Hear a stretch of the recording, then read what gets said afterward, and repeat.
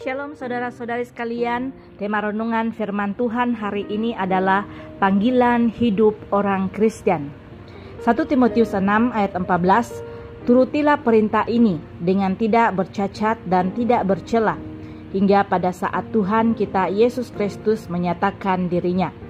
Saudara-saudari, Tuhan memanggil kita untuk menjadi alat kemuliaan-Nya di bumi. Artinya hidup kita harus mencerminkan kemuliaan Kristus dengan mempraktikkan firman dan tegas terhadap dosa, serta berani melawan semua hal yang bertentangan dengan firman Tuhan. Inilah yang disebut panggilan hidup Kristen sebagaimana disampaikan Rasul Paulus kepada Timotius. Hal-hal apa saja yang harus kita lakukan untuk memenuhi panggilan hidup kita sebagai seorang Kristen? Ada dua perkara yang saya mau kongsikan hari ini.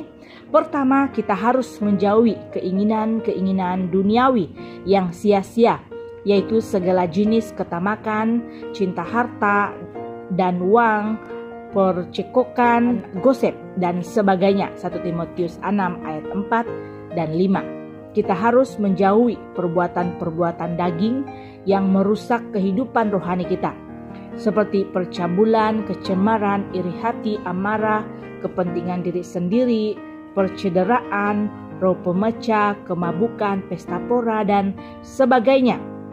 Galatia 5 ayat 19 hingga 21e. Karena keinginan-keinginan daging itu berlawanan dengan jiwa. Kita boleh rujuk 1 Petrus 2 ayat yang ke-11. Rasul Paulus juga mengharapkan agar Timotius senantiasa mencukupkan diri dengan apa yang ada, tidak terfokus kepada materi atau hal-hal yang fana, seperti yang dilakukan Paulus. Aku telah belajar mencukupkan diri dalam segala keadaan.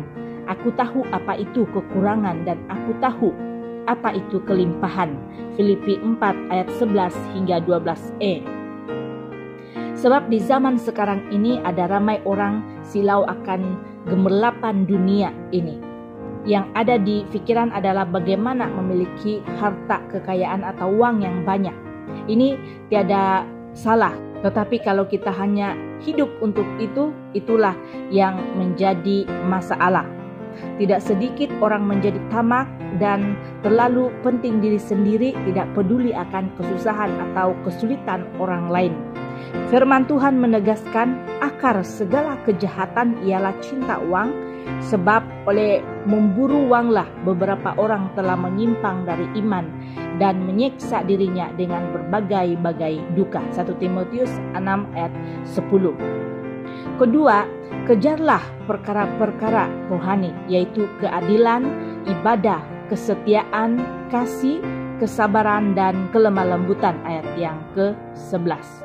Paulus mengibaratkan hidup ini sebagai arena pertandingan iman. Jadi kita harus berjuang dan bertanding dengan sungguh-sungguh karena tantangan dan ujian yang ada di depan kita semakin berat. Dan itu adalah proses ujian iman bagi kita. Jangan tunda-tunda waktu lagi, mari kita kerjakan panggilan hidup kita. Bagaimana kita menjalani hidup saat ini akan menentukan apa yang akan kita raih kelak. Tuhan Yesus memberkati. Amin.